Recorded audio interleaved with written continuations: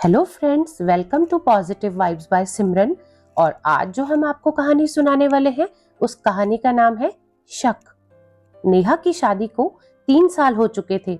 उसकी जिंदगी बिल्कुल सामान्य तरीके से चल रही थी।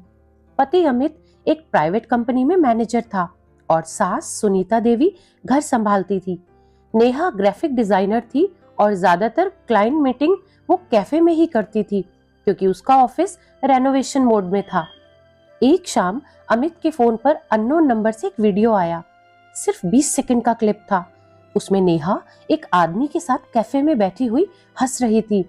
वीडियो का एंगल ऐसा था जैसे दोनों बहुत ही ज्यादा क्लोज हों। अमित का दिल जोरों से धड़कने लगा। उसने बिना कुछ बोले वीडियो अपनी माँ को दिखाया। सुनीता देवी जी की आंखों में वो वीडियो देखकर आंसू आ गए। उन्हें समझ ही नहीं आ रहा था कि जिस बहू को वो बेटी की तरह प्यार देती है वो उसकी बेटी के साथ ऐसा कैसे कर सकती है। उस रात के खाने की टेबल पर एक अजीब सा सन्नाटा था। नेहा खुश मूड में आई, लेकिन अमित के चेहरे पर सख्ती देखकर वो थोड़ा सा रुक गई। अमित ने फोन उसकी तरफ बढ़ाया और पूछा, ये क्या है नेहा? नेहा ने भी वीडियो देखा और वो वीडियो देखकर कांप गई। नेहा ने कहा कि वो आदमी उसका क्लाइंट है और मीटिंग ऑफिशियल थी, लेकिन उसके शब्दों में कॉन्फिडेंस नहीं था। सुनीता देवी ने साफ कह दिया कि नेहा, हमें बेवकूफ मत समझो। अमित ने नेहा का फोन ले लिया और चैट हिस्ट्री में कई डिलीटेड मैसेजेस दिखे। हालांकि वो वर्क रिलेटेड थे, लेकिन डिलीट होने की वजह से शक और भी ज्यादा गहरा हो गया। नेहा बार बार कहती रही कि उसने कुछ गलत नहीं किया, मगर उस पल उसके पास खुद को साबित करने का कोई सबूत नहीं था। नेहा को चुप देखकर अमित वैसे ही अपने आपे से बाहर हो गया और अमित गुस्से ही गुस्से में नेहा को ताना मार बैठा कि तुम जैसी लड़कियां पहले सब मिटाती हैं और फिर इनोसेंस दिखाती हैं। ये शब्द नेहा को अंदर तक चुभ गए। नेहा की आवाज कांप गई और उसने अमित से कहा, अमित, आपका मतलब है कि मैं कैरेक्टरलेस हूं? अमित चुप रहा और अमित की यही चुप्पी सबसे बड़ा जवाब थी। अगले दिन अमित ने प्राइवेट इन्वेस्टिगेटर लगाया नेहा के लिए। 3 दिन बाद सच सामने आया कि वीडियो रियल था, लेकिन अफेयर नहीं था। वो आदमी सच में नेहा का क्लाइंट था। लेकिन ट्विस्ट तो तब आया जब वीडियो भेजने वाला नंबर अमित की कजिन पूजा का था और पूजा ने कबूल किया कि नेहा ने कुछ हफ्ते पहले अमित को सजेस्ट किया था कि पूजा को जॉब ढूंढनी चाहिए क्योंकि वो 30 साल की हो चुकी है और पूरा दिन वो घर में सिर्फ मोबाइल देखती रहती है। इस वजह से उसका अपना लाइफस्टाइल भी बहुत खराब हो रहा है। अमित ने ये बात अपनी माँ से कह दी थी और माँ सुनीता देवी जी ने पूजा को अच्छे से डांट दिया था। बस यही बात पूजा को बहुत ज्यादा उसके अहम पर लगी। पूजा को लगा कि ये सब कुछ नेहा की वजह से हुआ है। उसकी इंसल्ट हुई थी उस घर में और उसका ईगो हर्ट हो गया था। उसी दिन कैफे में नेहा को पूजा ने उसके क्लाइंट के साथ देखकर उसने वीडियो बना लिया। उसके लिए एक बहुत अच्छा मौका भी था। सुनीता देवी अंदर से टूट गई। उन्होंने पूजा को अपने घर से निकाल दिया और बहुत बातें भी सुनाई।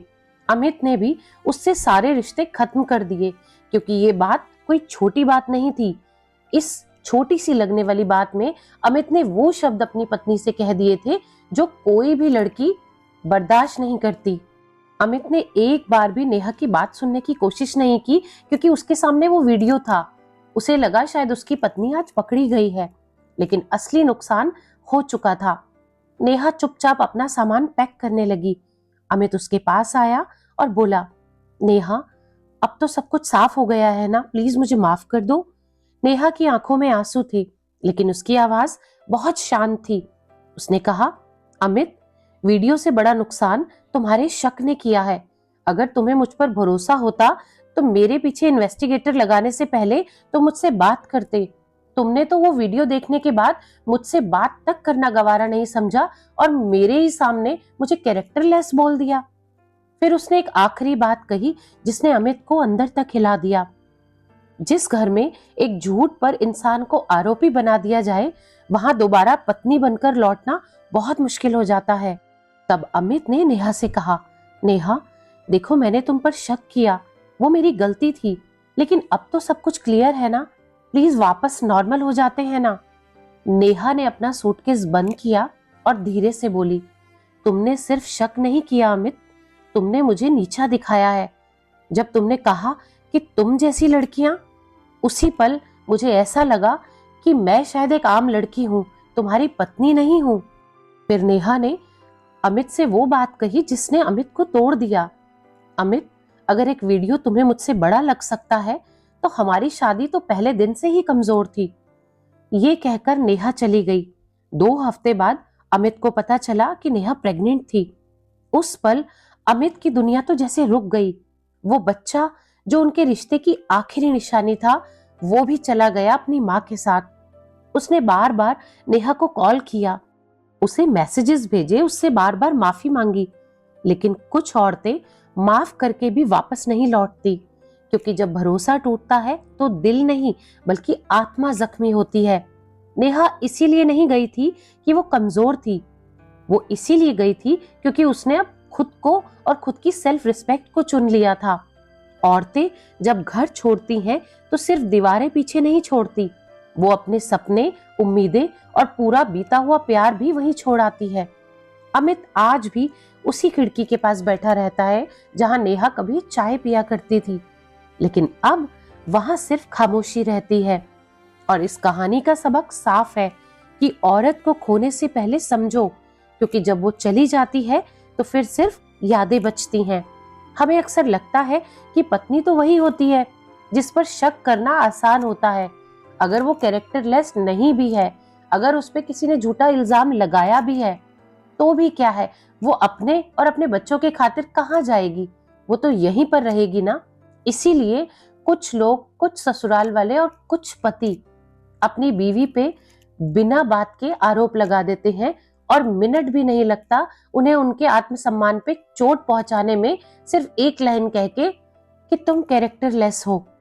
कैरेक्टरलेस शब्द हर एक औरत के मुंह पर तमाचा है, और कुछ औरतें इस तमाचे को खाकर चुप रह जाती हैं, लेकिन कुछ औरतें नेहा की तरह चुप नहीं रहती। लेकिन सच तो ये है कि जिस औरत पर सबसे ज्यादा भरोसा होना चाहिए, जिस बीवी पर सबसे ज्यादा भरोसा होना चाहिए, अगर उसी पर किसी तीसरे की बातों में आकर इल्जाम लगाया जाए और वो बेगुनाह निकले, तो फिर ऐसी औरतें रोती नहीं हैं, वो चुपचाप हमेशा हमेशा के लिए दूर चली जाती हैं। अक्सर देखा गया है कि अगर कोई आदमी गलती करता है तो उसे अक्सर माफ कर दिया जाता है, लेकिन अगर औरत से ऐसा कुछ हो तो उसे अक्सर माफी भी नहीं मिलती। और जब औरत कुछ गलत नहीं भी करती, तब भी अगर उस पर इल्जाम लगा दिया जाए तो एक सॉरी शब्द ऐसा लगता है कि उस औरत के लिए काफी है। लोग ऐसा समझते हैं। उसके दर्द और भरोसे को समझने के लिए ये समझना जरूरी है कि औरत में भी फीलिंग्स होती है। ये सच है कि छोटी छोटी बातें, गलतफहमियां और आरोप हर घर में रोजमर्रा की जिंदगी में होते हैं, और ऐसी औरतें जो बेगुनाह और सच्ची हैं अक्सर चुपचाप दूर चली जाती हैं, क्योंकि उनका भरोसा टूट जाता है। अगर आपके साथ भी ऐसा कुछ हुआ हो तो आप अपनी कहानी हमारे साथ शेयर कर सकते हैं। आपकी आवाज किसी और की समझ और समर्थन बन सकती है। और अगर आप अपनी पहचान छुपाना चाहते हैं तो आप हमें मेल कर सकते हैं। अपनी जीमेल आईडी मैंने डिस्क्रिप्शन बॉक्स में दे दी है।